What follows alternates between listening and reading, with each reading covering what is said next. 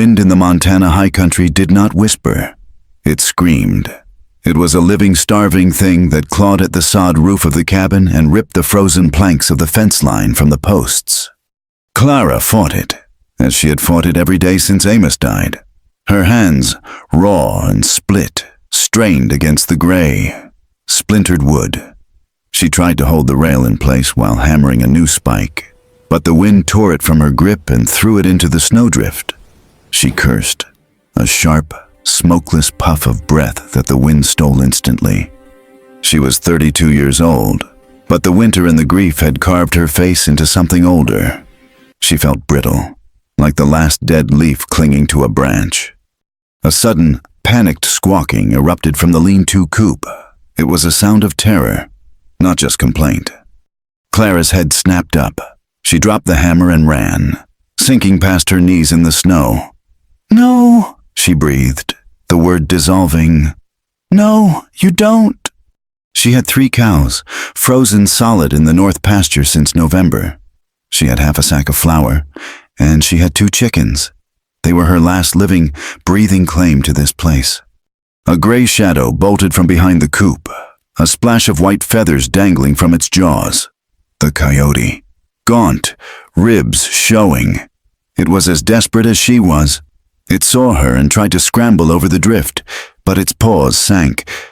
Clara didn't hesitate. She grabbed the greener shotgun leaning against the cabin wall, the metal so cold it burned her fingers through her worn gloves. She didn't aim. She pointed. The blast was deafening.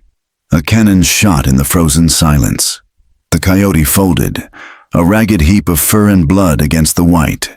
The second chicken, the one that had escaped, was flapping hysterically by the wood pile. Clara walked over to the dead animal. She nudged it with her boot. Starved, just like everything else in this territory. She retrieved the dead hen, its body still warm, and carried it back inside, leaving the coyote for the buzzards, if any were foolish enough to be flying in this. She plucked the bird, her stomach tight with a cold, hard anger. This land took Amos, it took the herd, and it tried to take her last bit of food. She would not let it. She was stoking the fire, the smell of singed pin feathers filling the small cabin. When the knock came, it was not a knock. It was a heavy, dull pounding on the door. Clara froze. No one came here. The nearest neighbor was 12 miles east, and he was smart enough to stay inside. Traders avoided this pass after the first snow. The only person who ever came uninvited had been Amos, stumbling home drunk and mean from town. The shotgun was on the table, already loaded. She picked it up, its weight familiar. "Who's there?" Her voice was rough from disuse. A pause, then a sound like gravel rolling downhill. "Shelter." Just the one word. It was enough to make her skin prickle. She moved to the single small window, wiping the frost from the glass. He was huge, a mountain of a man, draped in furs that were so caked with ice. He looked more animal than human. He was leaning heavily on the doorframe, and even in the dying light, she could see the dark, frozen stain that covered his left shoulder and side. He looked up, and she saw his face beneath a matted tangle of hair and beard. He looked like he had been chewed up and spat out by the mountains themselves. "Go away," she said, her voice flat. "I've got nothing for you." "Don't need nothing," the man rasped, his breath pluming. "I'll trade." "I'm not interested." He staggered, catching himself. He looked past her, his gaze fixed on the wisp of smoke rising from her chimney. He looked like a man staring at salvation. "One night," he said, his voice straining. "Just the floor, till the storm breaks." "I said no." She raised the shotgun where he could see it through the glass. The man grunted. He reached with his good arm and unslung the heavy pack from his back. It fell to the snow with a heavy, muffled sound. He fumbled with the straps, his movements stiff and pained. He pulled out a bundle of skins. 10, he said. He threw them at the door. Prime beaver, tanned, 10 pelts for the floor, for one night. Clara stared at the pelts. They were dark, thick, perfect, 10, enough to buy flour and feed and powder for a year, enough to pay the land tax Amos had left her with. It was an absurd, desperate offer. A man would have to be dying to offer that much for a few hours by a fire. She looked back at him. He was dying. She hated this. She hated the fear that was coiling in her belly. Amos had taught her what a man's presence meant. It meant noise. It meant pain. It meant taking. The silence she had earned since his death was the only thing she owned. But the man was swaying. He wasn't a threat. He was a corpse waiting to happen. And those pelts— "Just the floor," she said, her voice sharp.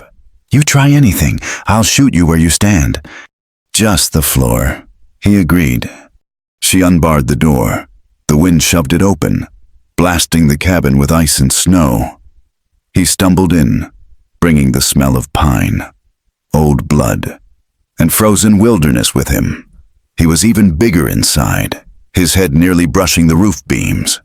He collapsed onto the dirt floor near the hearth, his breath coming in ragged, painful gasps. He didn't even look at her. He just curled toward the meager heat, his bad shoulder drawn up. Clara barred the door behind him, her heart hammering against her ribs. The cabin, her tiny sanctuary, felt suddenly small, crowded, and dangerous.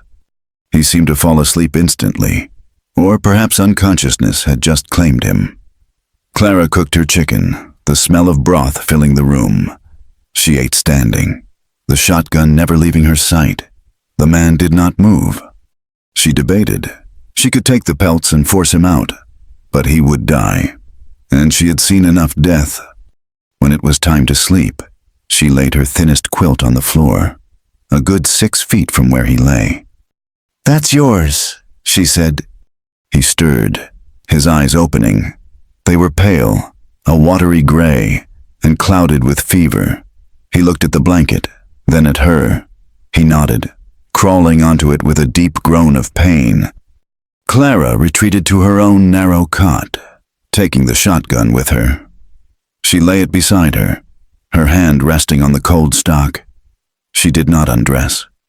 She lay there, listening to the two sounds that filled the night, the endless shriek of the wind outside, and the harsh, wet breathing of the stranger beside her fire. Sleep wouldn't come.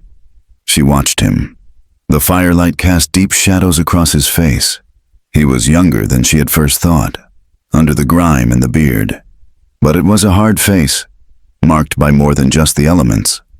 Sometime after midnight, the nightmare started. He didn't shout. He whimpered, a low, choked sound. His good hand clenched and unclenched. "No," he muttered. "Not again. Let him go. Let him," he thrashed, a violent jerk that sent a spasm of agony through his wounded shoulder. He cried out, a sharp intake of breath, and then went rigid. Clara sat up, the shotgun in her lap, the hammers pulled back. Amos had been a loud, angry drunk. He yelled in his sleep, cursed at men in his dreams. His violence was simple, like a mule's. This was different. The stranger's brokenness felt familiar. It wasn't the sound of a bully.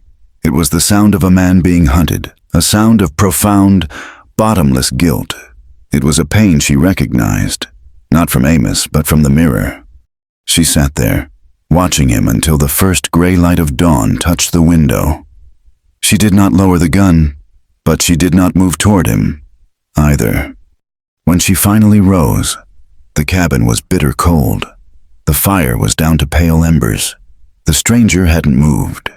He was too still. Clara walked over to him, nudging his boot with her foot. "Get up. Morning." He didn't respond. She knelt, her movements wary. She put her hand on his forehead. He was burning, a dry, searing heat that spoke of a deep infection. His breathing was shallow. She had a choice. She could drag him out, take the pelts, and let the cold finish him.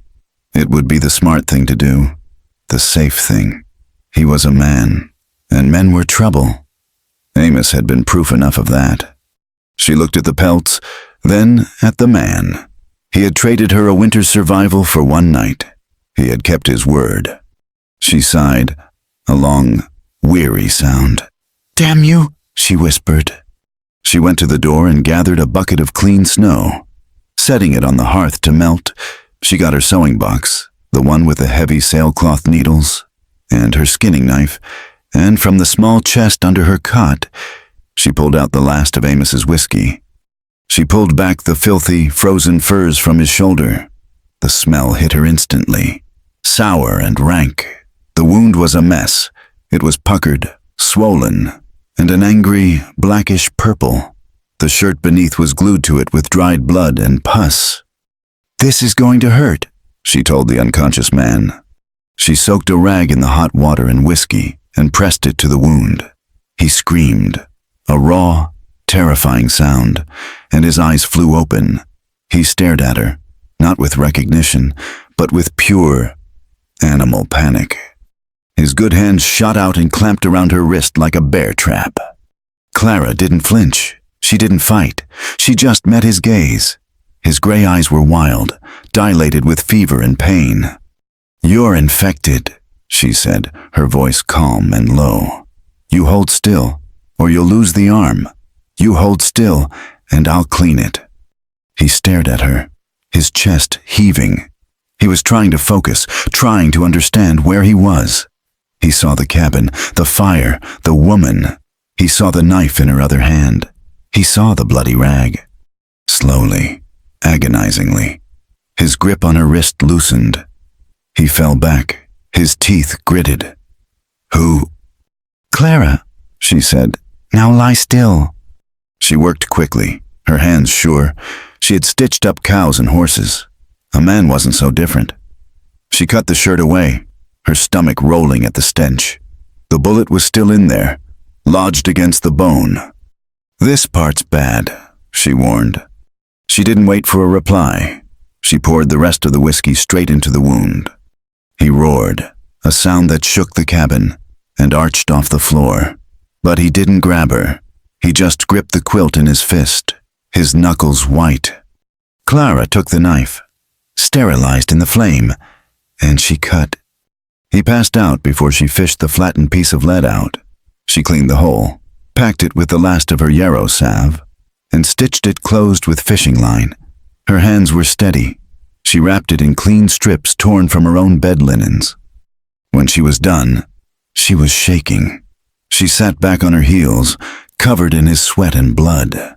He was pale as the snow outside, but he was breathing easier. She spent the rest of the day forcing broth and willow bark tea between his lips.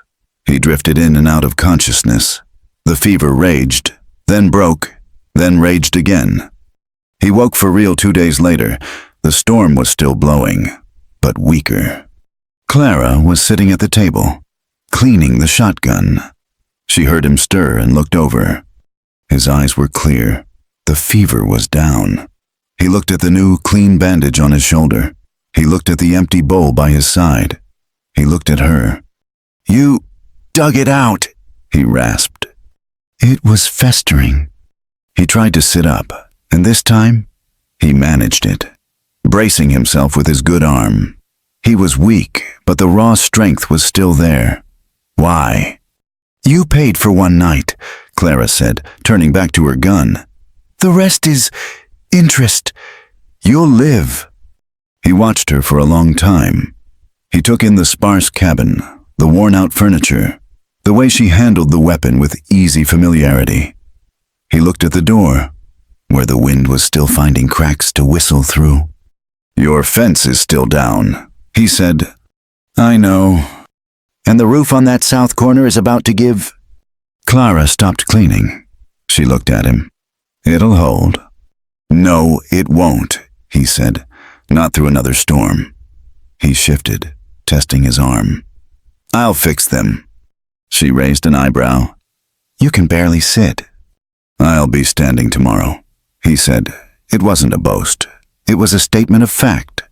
"I'll fix the fence and the roof in exchange for more shelter, for my keep." He was offering a trade, not asking for charity. He was a proud man, even broken. She understood that. "The work is hard," She said. "I'm strong," he replied. "Fine," Clara said. "You fix the fence. You can stay till you're healed. Then you go." Done. A new silence settled between them. It was different from the first night. It wasn't just fear and suspicion. It was an acknowledgement, a truce. Over the next few days, he proved true to his word. He was weak, but he was relentless. His name, he said, was Elias. He spoke little else. He spent the daylight hours outside, his bad arm tucked into his coat, hammering and sawing with his good one. The sound of his work became the new rhythm of the homestead. Thud, thud, thud. Clara watched him from the window. He worked until he was gray with exhaustion. Then came inside, ate whatever she put in front of him, and fell asleep by the fire. He never complained. He never spoke of his wound, though she knew it must be agonizing. They rarely spoke. A past the salt or a storm's turning was the extent of it, but the glances held weight. She found herself looking at his hands. They were huge, scarred, and calloused, but they were gentle with the tools, precise. He was mending her world, piece by piece. He was doing the work Amos had always promised to do, and never had. A heavy loneliness, one she had mistaken for peace, began to ache in her chest. It was a mutual quiet. He was as walled in as she was. She would catch him watching her as she kneaded bread, his gray eyes unreadable, and she would feel a strange flush of heat. The snow finally stopped, but the cold locked them in. One night, the cabin was thick with the smell of pine smoke and the stew she'd made from the second chicken. The air was close. She felt grimy, layered in sweat and wool and the tension of his presence. She needed to wash. She heated the water, her back to him. She hung the old quilt, the one he had slept on before she cleaned his wound, from a rope strung across the corner. It created a flimsy, pitiful screen. She stepped behind it, her heart thumping. This was foolish. He was right there. But she had to feel clean. She stripped off her layers, her skin rising in goose flesh. She stepped into the small metal tub, the hot water stinging. She sunk down, letting the heat soak into her bones. She scrubbed her arms, her neck, the grime of the last week. It was too quiet. The only sound was the drip of water and the crackle of the fire. She looked at the quilt. In the flickering light, she could see his shadow. He was on his cot. He was sitting up. He was watching her shadow on the cloth. Clara froze. Her breath caught. This was the moment Amos would have laughed, would have torn the barrier down and taken what he wanted. She waited, her body rigid, for the sound of his boots. Nothing. He just sat. He just watched. A strange, defiant heat bloomed in her belly. It was not fear. It was something else, something sharp and alive. She was being seen, not grabbed, not hurt, just seen. Slowly, deliberately, she lifted her arms. She unpinned her hair, letting it fall. She began to wash it, her shadow moving, stretching, her arms rising and falling, her neck exposed. She was testing him. She was testing herself. He did not move. She finished, her skin flushed red from the heat and the scrubbing. She stepped out, dried herself quickly, and pulled on her long flannel nightgown. Her hands were shaking. She took a deep breath. She pulled the quilt down from the rope. Elias was sitting exactly as his shadow had shown, but he wasn't looking at her. He was staring deep into the fire, his expression tight, his hands fisted on his knees. The air between them was so thick she could barely breathe it. She said nothing. She went to her cot, slipped under the blankets, and turned her back to him, the shotgun still within reach. But she knew, as she lay there staring at the rough cabin wall, that she would not be using it tonight. The days that followed settled into a quiet, heavy rhythm. Elias proved his word. He was a man who did not waste motion. His first task was the fence line. Clara watched from the window as he worked, his wounded shoulder held stiff, his good arm doing the work of two. He did not just hammer the old planks back on. He dug new post holes, wading through thigh-deep snow to find solid ground, setting the posts with a grim, steady determination. He was strong, yes, but it was his patience that held her. Amos would have cursed, thrown the hammer, and given up, blaming the frozen ground or the bad wood. Elias just worked. He met the land's resistance with his own silent, unyielding will. He rarely spoke. The silence in the cabin was no longer empty. It was full of his presence, the sound of his breathing, the scrape of his knife as he carved triggers for his traps, the soft thud of his boots on the floor. When he did speak, his voice was low, deliberate, as if he measured each word before releasing it. "I need the axe. Water's low." "It'll hold." Each short phrase landed with the weight of a stone. It was a language she was not used to. Amos had filled the world with noise, with boasts and promises, and, later, with slurred accusations. Elias's quiet was a balm. It was reliable. She found herself talking, just to fill the space. At first, it was small things. The weather, the chickens, the way the snow drifted against the north wall. He would nod, his gray eyes fixed on his work. One evening, the wind was low. A rare stillness had fallen over the territory. She was mending one of her wool stockings, the needle pushing through the thick yarn. He was oiling his rifle, the metal parts laid out on a piece of hide on the table. The cabin was warm, smelling of wood smoke and coffee. "This place was supposed to be a new start," she said, her voice sounding strange and loud in the quiet. Elias did not look up, but his hands stilled. She took it as encouragement. "Amos, my husband, he heard there was gold in Alder Gulch. He heard a man could make a fortune. He bought this claim with the last of my father's money. Said we'd be rich in a year. Said we'd have a big house. Cattle." She jabbed the needle through the wool. "He never even bought the cattle." She waited. Elias carefully wiped the breech block, his scarred hand surprisingly precise. "He liked the town more than the homestead," she continued, the words coming easier now, a stream thawing. "He liked the saloon, the cards. He was not a lucky man, but he was a hopeful one, always sure the next hand would be the one." "Hope is a costly thing," Elias said, his voice a low rumble. "It cost me everything," she whispered. "He left debts. He owed money to Mr. Finch at the bank, and he owed money to Silas Croft."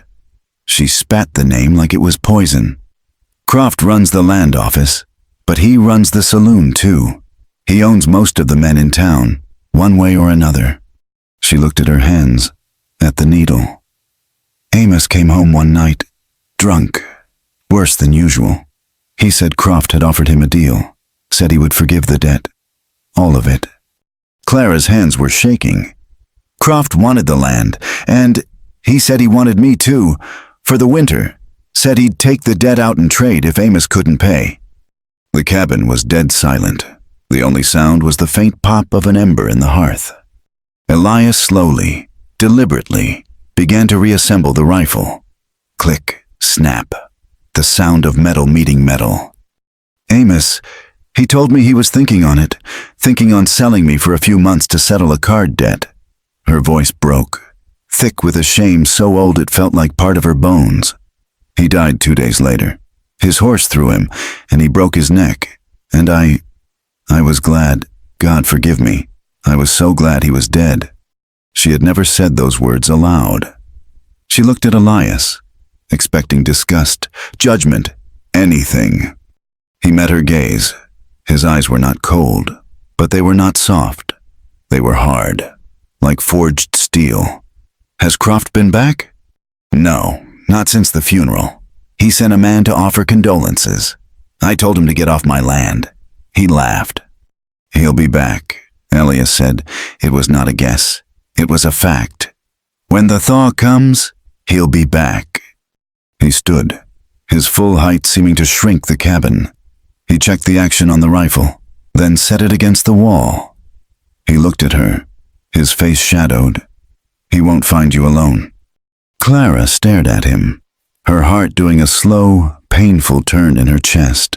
It was the first time in her life a man had offered her protection without asking for a price. The next day, the wind returned. It did not come slowly. It hit the cabin like a train, a solid wall of shrieking ice and snow. The sky vanished, replaced by a churning, violent white. The world shrank to the four walls of the cabin. For 2 days, they were trapped. The tiny space became a pressure cooker. They could not go outside, not even to the wood pile. Elias had brought in a large stack, and it dwindled alarmingly as he fed the hearth, fighting the monstrous cold that seeped through the chinks in the logs. They moved around each other in a careful, awkward dance. When she cooked, he sat on his pallet, sharpening his skinning knife until the edge gleamed. When he needed to get to the wood, she had to press herself against the wall to let him pass. His arm would brush her side, a touch of wool and solid muscle, and she would flinch, her skin prickle. The tension was a third person in the room. It was the heavy silence after she had spoken of Amos. It was the way his eyes lingered on her neck as she stirred the pot. It was the memory of her shadow, naked and vulnerable, on the hanging quilt. The first night of the storm, the cabin grew deadly cold. The fire, no matter how high Elias built it, could not beat back the cold of the blizzard. Clara lay on her cot, buried under every blanket she owned, and still, she shivered. From the floor, she heard a sound, a faint, rhythmic clicking. She sat up, in the dim, flickering light of the fire. She saw Elias. He was on his pallet near the door, curled on his side, his bad shoulder protected. He was shaking. His teeth were chattering, a desperate, involuntary rhythm he was trying to suppress.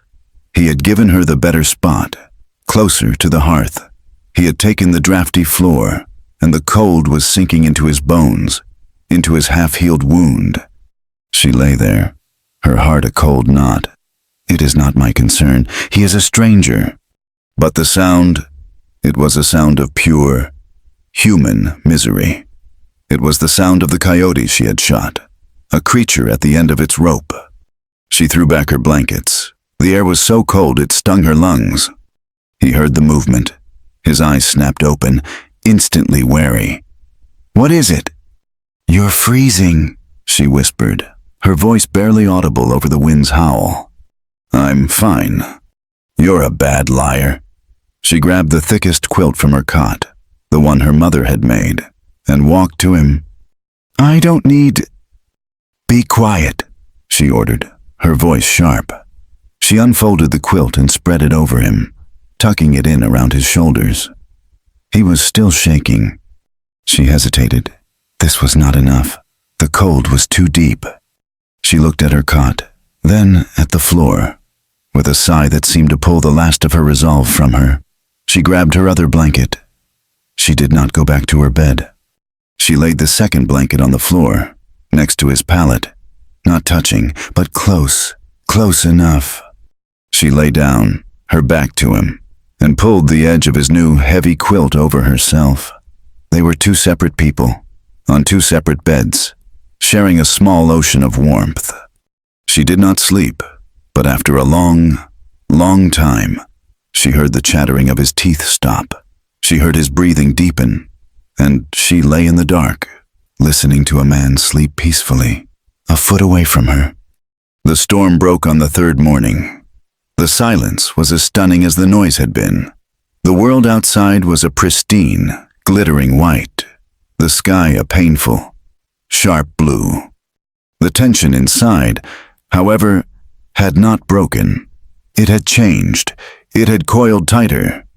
That evening, they sat by the fire, exhausted from a day of digging out. They had cleared a path to the coop and the woodpile, the work hard, the air biting. Elias's shoulder was clearly paining him, but he said nothing. Clara sat on the small stool, brushing her hair. She had unbound it, letting the heat of the fire dry it. It fell over her shoulders, a plain brown curtain. Elias was watching her. He had been watching her all day. She could feel his gaze like a physical touch. He was sitting on his pallet, leaning against the wall. He reached out, his big scarred hand moving slowly, as if not to startle her. A long strand of her hair had fallen forward, resting on her shoulder. He hooked it with his forefinger, his touch impossibly light, and tucked it behind her ear. His rough fingers grazed the skin of her neck. It was not a grab. It was not a demand. It was gentle. A jolt went through Clara, so powerful it stole her breath. Her eyes closed, her entire body, starved for a touch that was not violent, for a kindness she had only read about, leaned toward his hand. It was a pure animal instinct, a flower turning to the sun. Then panic. Cold, sharp, and visceral. The ghost of Amos was in the room, laughing his wet, cruel laugh. Easy, aren't you? She jerked back as if she'd been burned. Don't, she whispered, her voice tight and ugly. She scrambled to her feet, her hair falling back into her face. She fled to her cot, turning her back to him, her shoulders rigid. She heard him let out a long, slow breath. He did not speak. He did not move. She lay there, trembling with a volatile mix of shame and a terrifying, aching want. She was up before dawn, her self-loathing a bitter taste in her mouth. She was furious, furious at him for touching her, furious at herself for leaning in.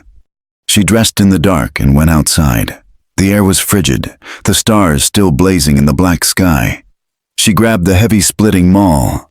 She needed to break something. She attacked the wood pile. She swung the maul with a frantic, desperate energy. She was not just splitting wood. She was trying to destroy the feeling in her chest, the loneliness, the shame, the awful, humiliating desire for something more than just survival. She swung again and again, grunting with the effort, tears of rage freezing on her cheeks. She was punishing herself for her weakness. She was punishing the wood for being there. Clara! His voice came from the cabin door. She ignored him, raising the maul again. A log split with a sharp crack. Clara, stop! Leave me be! She snarled, swinging wildly. The maul hit the edge of the log, glancing off and burying itself in the snow near her boot. She heard the crunch of his steps. He was there, standing over her. You'll hurt yourself. What do you care? She tried to wrench the maul free, but it was stuck. Let me go! He put his hand on the handle. Stop it! Get your hands off! She yelled, pulling. He did not fight her. He simply took the maul from her hands. His strength was effortless, absolute. He did not raise his voice. He just took it. And she broke.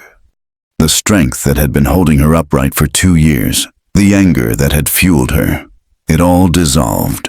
She collapsed against the woodpile, the rough bark biting into her back. She didn't weep. She sobbed, dry, gasping, ugly sounds that were torn from her throat. I can't, she choked out, beating one fist against the frozen logs. I can't do this anymore. I can't. Elias stood over her, a massive, silent shadow against the emerging dawn. He did not touch her. He just waited. I'm so alone, she wept, the words ripped from her. Every day, it's so cold, and I'm ashamed. Ashamed of what? His voice was low, cutting through her grief.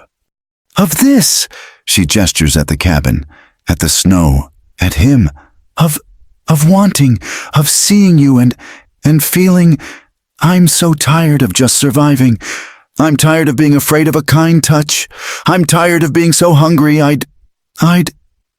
She looked at her hands. She'd been gripping the wood so hard her nails had bitten into her palms, leaving crescent moons. I'm not who I was. I'm just this animal, like that coyote. He was silent for a long time. The only sound was her ragged breathing and the faint call of a snowbird. You're not an animal, Clara, he said, his voice rough.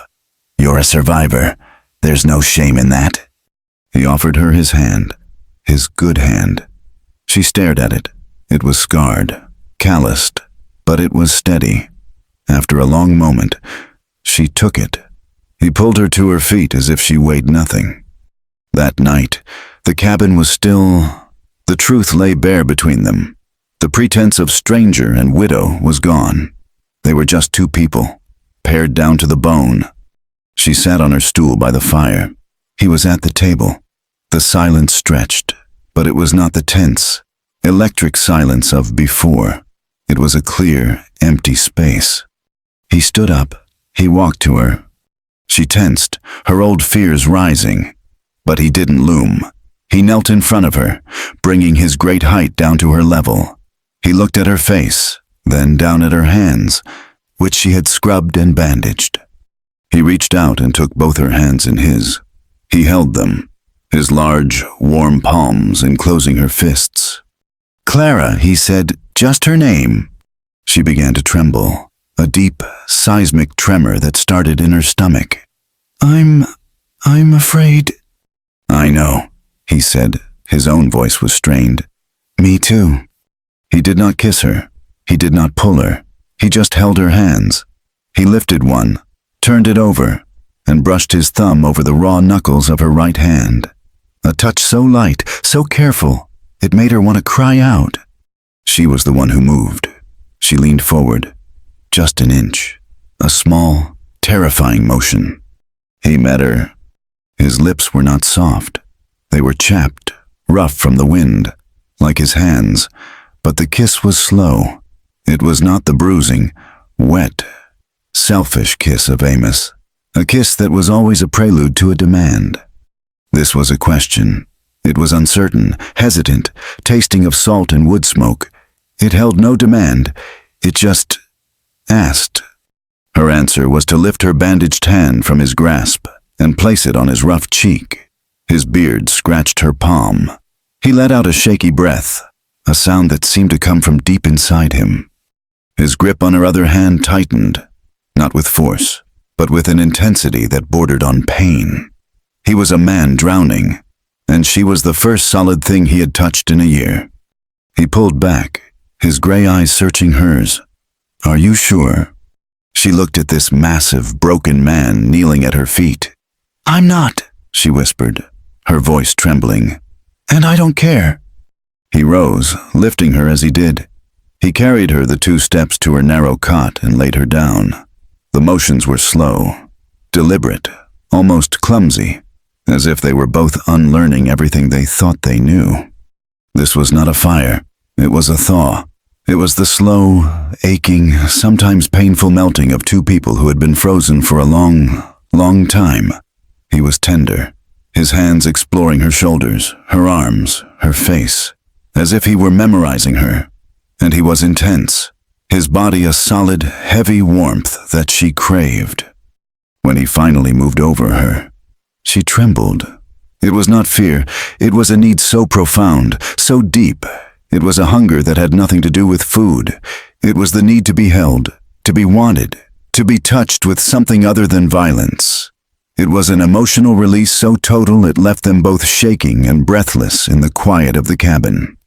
For the first time since Amos had died, Clara did not sleep alone. She slept in the arms of the stranger, his body a solid wall behind her, his breathing a deep, steady rumble that she felt in her own chest. She slept, and she felt safe. She woke in the deep, cold hours before dawn. The cabin was dark. The fire burned down to a pile of glowing orange embers. She felt a moment of panic. He was not beside her. Then she saw him. He was sitting on the floor by the hearth, just as he had been that first night. He had pulled on his trousers. A single blanket was draped over his bare shoulders, his bandaged wound a pale shadow in the gloom. He was not asleep.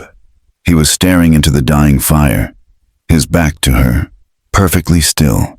He was a man deep in thought, a man who had seen something in the flames that he did not like. He was a man who knew the cost of what had just happened. Clara lay there, the cold air touching her bare shoulders, and watched him. The simple, profound peace of the night had evaporated, replaced by a new, more complicated worry. The world had been held at bay by the storm. Now, the storm was over, and she knew, without him saying a single word, that the world was about to come